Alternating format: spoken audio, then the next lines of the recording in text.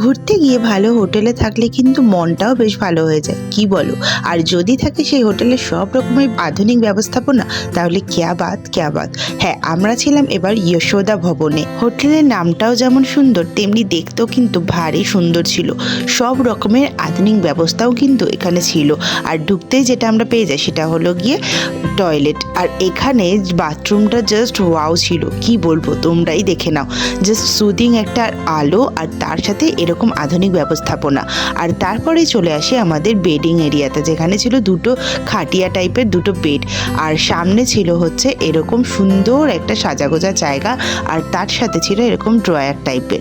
আর এখানে জলের কিন্তু একদম সুব্যবস্থা ছিল।